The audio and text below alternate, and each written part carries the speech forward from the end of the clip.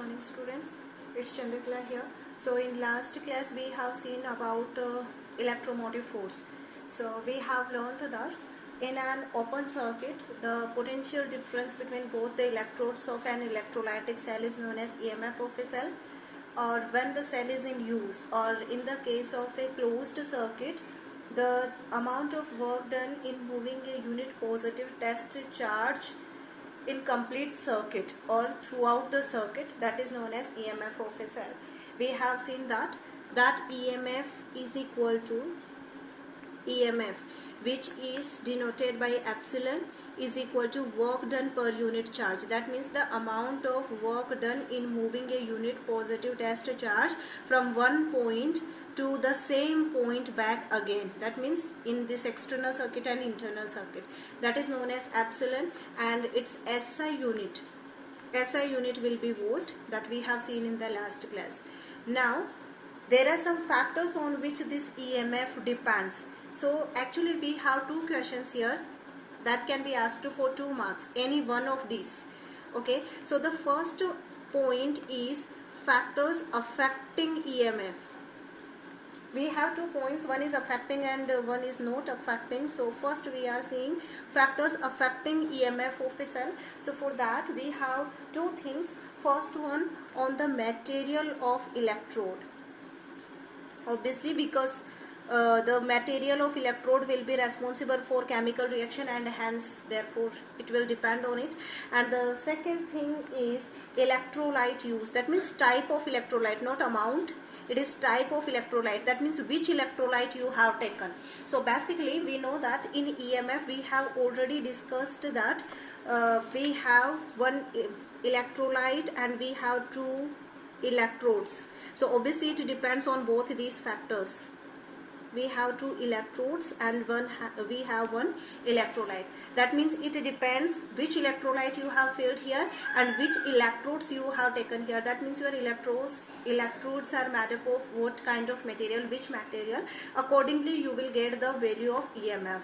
Basically this is the characteristic property of that particular cell. That means if you have fixed this electrolyte and electrodes, then this particular cell will give you a particular value of potential difference that will be constant until you will change any one of these things. You have 2 electrodes and 1 electrolyte. Until you change any one of these 3 things, your EMF will remain constant. So that was the factors which affect this material of electrode and electrolyte. And our next topic is factors that doesn't affect. That means if you will change or not, that doesn't matter here. Doesn't affect, we are having 3 things. First thing is shape of electrode. That means it depends on material but not on shape. What kind of shape you have taken, according to your convenience you can take any shape. Basically we take it rectangular, that means which will be helpful just for connecting the wires, otherwise you can take anything. And the second thing is distance between electrodes. That means the electrodes are placed at how much distance far away from each other, that doesn't matter. And third one is amount of electrolyte. So we have not to confuse here. See, this is the type of electrolyte. That means which electrolyte you are taking, that will affect your EMF, but how much electrolyte you are taking, that will not affect the amount of EMF. So these are some factors which affect and doesn't affect the EMF of a cell.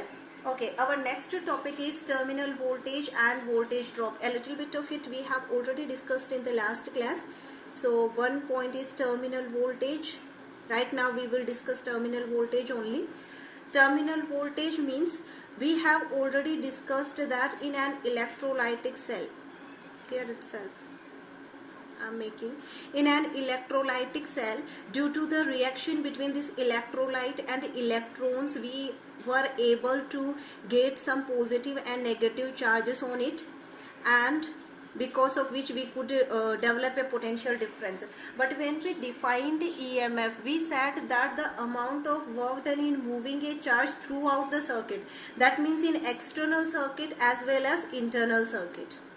Okay, that means if you will connect a circuit from here, if you will put any appliance here, and if you will connect here, then how much amount of work you have to do to take a charge from this point to back this point. That means this is external circuit from here to here. This is external circuit and this is internal circuit. Internal circuit means inside the cell.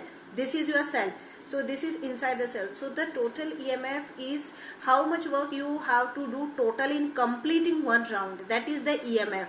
Now terminal voltage is how much work you have to do to take the charge only in external circuit. That means how much work you are doing here, that doesn't matter, only in external circuit. That means from this point to this point. That means in simple words, if we will say, then this one, that means from this point to this negative terminal, positive charge from positive terminal to negative terminal, which was the potential difference, same is your terminal voltage. That means the amount of work done in taking a unit positive test charge from one terminal to another terminal in external circuit. Okay, or you can say throughout external circuit only. That means we are not including this internal part. That is known as terminal voltage. So that is the definition of terminal voltage, which we have already studied in the potential difference. Okay, so otherwise you can say that in a closed circuit, that means obviously this is external circuit and here we have applied potential difference. That means obviously this is closed only.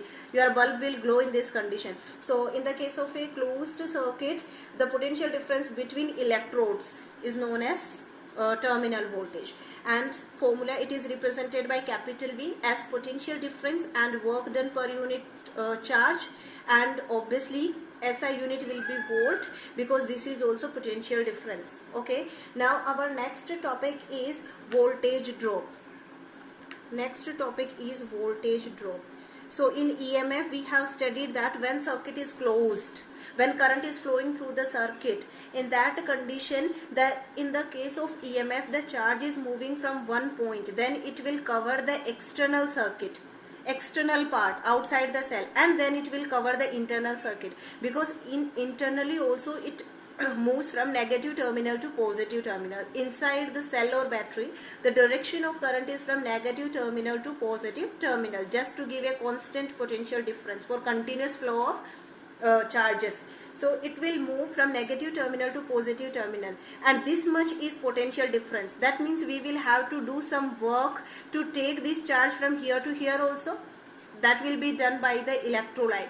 So that means here also some amount of work has been done. That work done is known as voltage drop.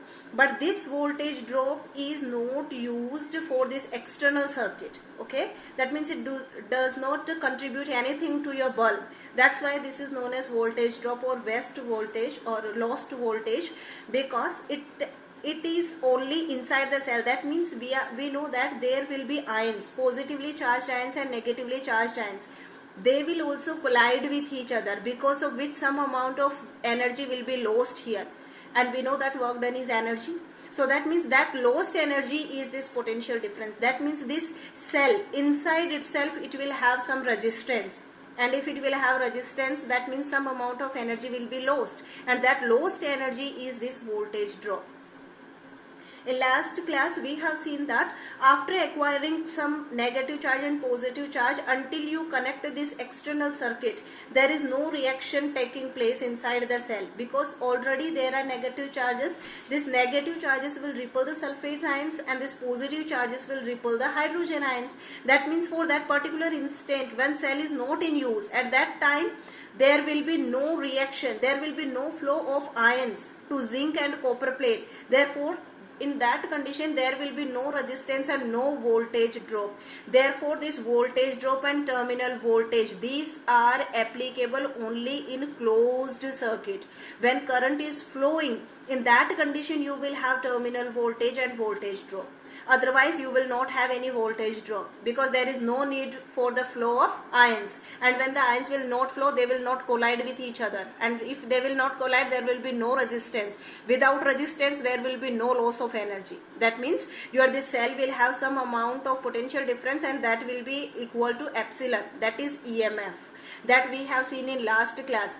that in an open circuit, when cell is not in use, the potential difference between both the terminals is known as EMF of the cell. Okay, so in that condition it will be EMF, but if it is closed circuit and if the bulb or your appliance is working in that condition, it will have a terminal voltage also in external circuit and a voltage drop in internal circuit. So that is known as voltage drop, and the definition is also same: the amount of work done per unit charge in carrying a positive test charge through the electrolyte. So this is electrolyte, through the electrolyte, or you can say inside the cell, both are same things. So inside the cell, how much work you are doing to take the positive ion from one terminal to another terminal, that is known as voltage drop. So this is the voltage drop, and here the formula which we will have, voltage drop is denoted by small v, and this is small w and small q. See, everywhere we have used this w. Epsilon is equal to W upon Q. V is equal to W upon Q. Small v is equal to W upon Q. But all these work done are different actually. So just to make a difference, this we will write as small w. This is W dash, and this is capital W. Capital W is the total amount of work done in moving a unit positive test charge inside the cell and outside the cell. Whereas this W dash is the amount of work done only in external circuit, only outside, not inside. And this V is only inside, not outside. That means from here it is clear that your epsilon, capital W, will be maximum, because in that case you have to complete this round.